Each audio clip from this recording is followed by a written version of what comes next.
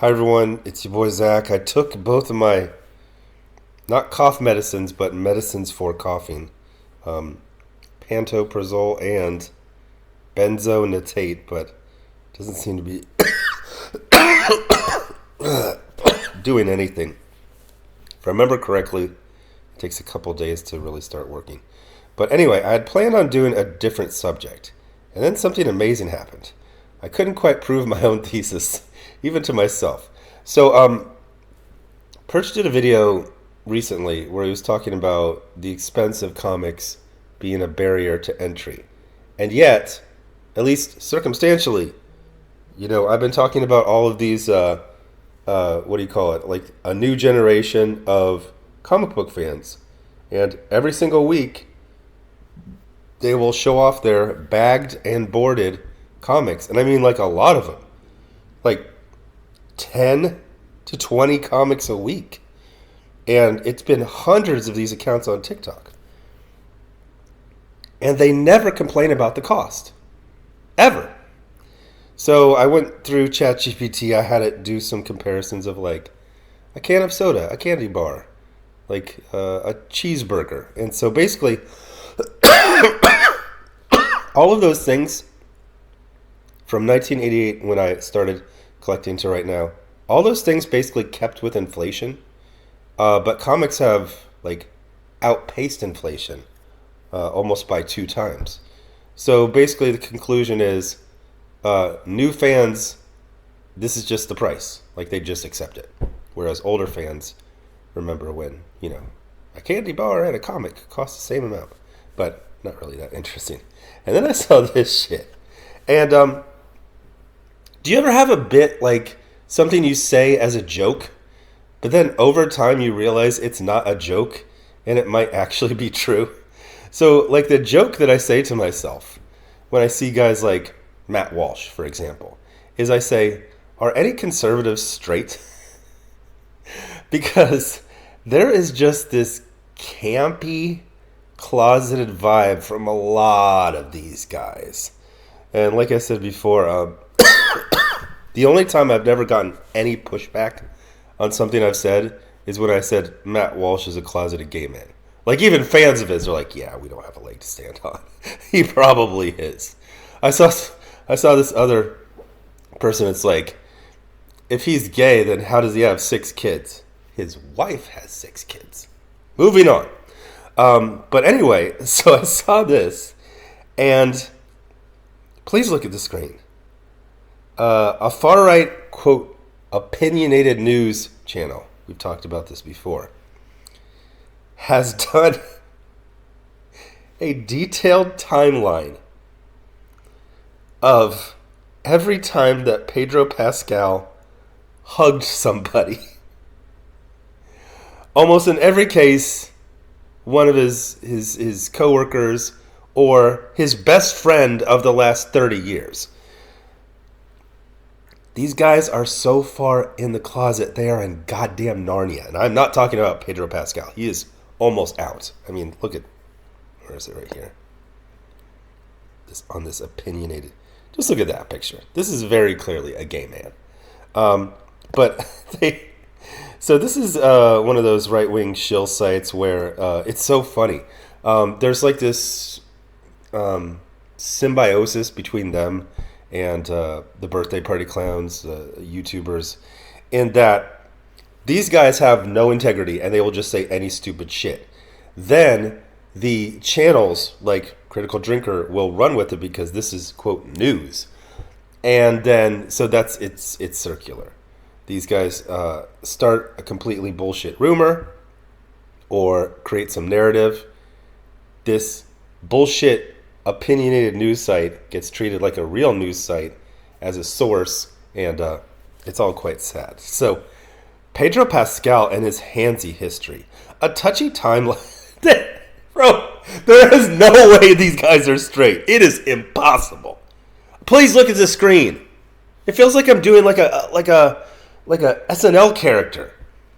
This is the actual title. Pedro Pascal and his handsy history. A touchy timeline of perceived inappropriate behavior with female co-stars. So perceived is one of their code words. It's like, we can't prove this, but we want you to think, like, they were calling all these things that weren't girl boss, like Furiosa. And then they go, well, it was perceived girl boss. Who created the perception? Who created the perception? It was you. It was. It reminds me of Ozzy Osbourne. One time he was saying, like, somebody stole my alcohol, and his wife is like, who did that? Who did that? It was you. But Pedro Pascal is a gay bestie. This is, it's the simplest answer in the fucking world. He's a gay bestie. So he's going to be all over them, and look at her. She finds it delightful. This is her gay bestie. So he's so clearly gay. So they're trying to, like, create this narrative that he's creepy and inappropriate, but like them, he's just a gay man. So he is barely closeted at all. These right-wing sites are deeply closeted. And they actually do a timeline. Although, weirdly enough, the timeline is not in chronological order. So, Bella Ramsey, his co-star? Turns out he hugged her at a premiere when he was, when she was 19. Yeah, he hugged her. Then looks like she hugged him, and they co-starred in a show that probably had them working together for, I don't know, half a year straight. That was kind of ironic use of the word straight. So here's Sarah Paulson. So he hugged her. Bro, are there any straight conservatives? Sarah Paulson, July 1st, 2025. Evita event and long-standing friendship.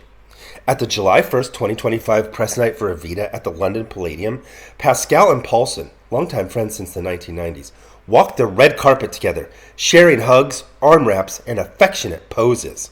While some celebrated it as a, quote, beautiful friendship, unquote, others blasted this interaction as, quote, creepy, unquote, and bizarre, quote, unquote.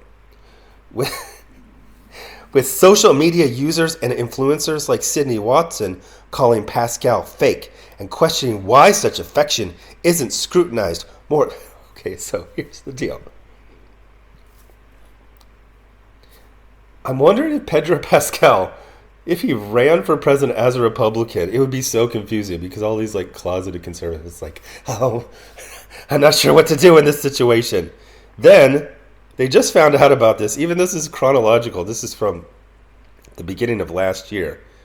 So they were at some Walk of Fame ceremony, and Pedro, like, kind of grabbed the chin of Willem Dafoe's wife. Here's Dakota Johnson, Vanessa Kirby. Yeah, so a gay guy hugs some of his female friends, and other gay guys really have a problem with that. There is are there any straight conservatives? It started off as a joke. Like, it was just a funny thing to say. But, like, I look at this, like, you did a timeline of hugs. A timeline.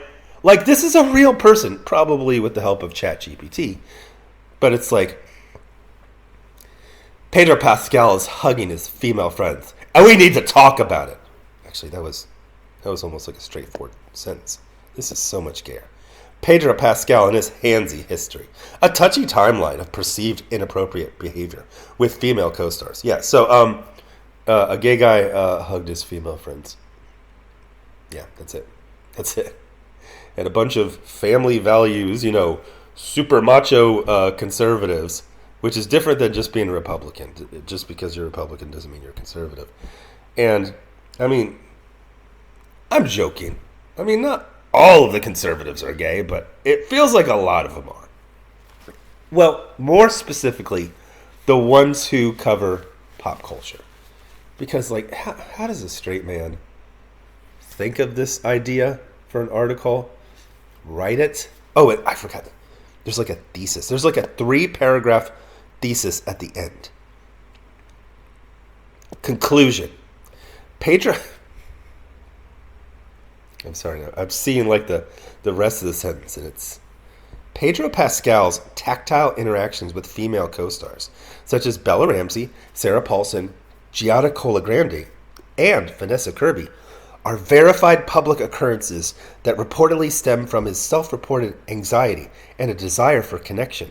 Scientifically, such touch can release oxytocin, reducing stress, which aligns with Pascal's statements about needing physical grounding in high-pressure situations.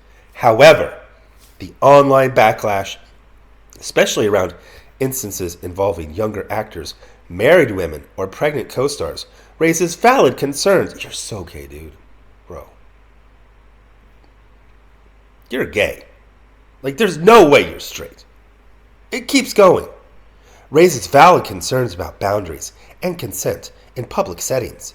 Critics argue that Pascal's behavior may appear selective toward women, potentially crossing lines in an era heightened by awareness of personal space and workplace protections, with viral trends like CREEPASCAL. Oh, Jesus.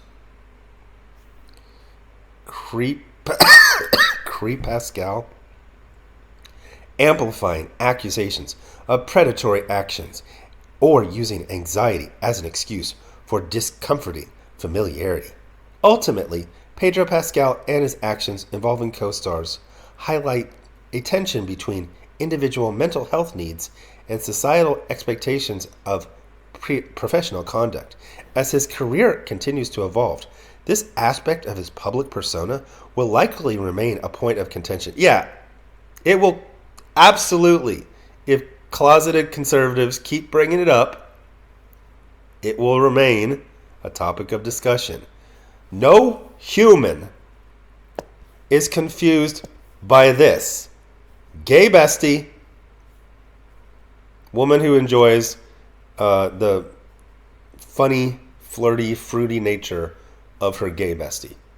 Nobody's confused by this, except for closeted conservatives.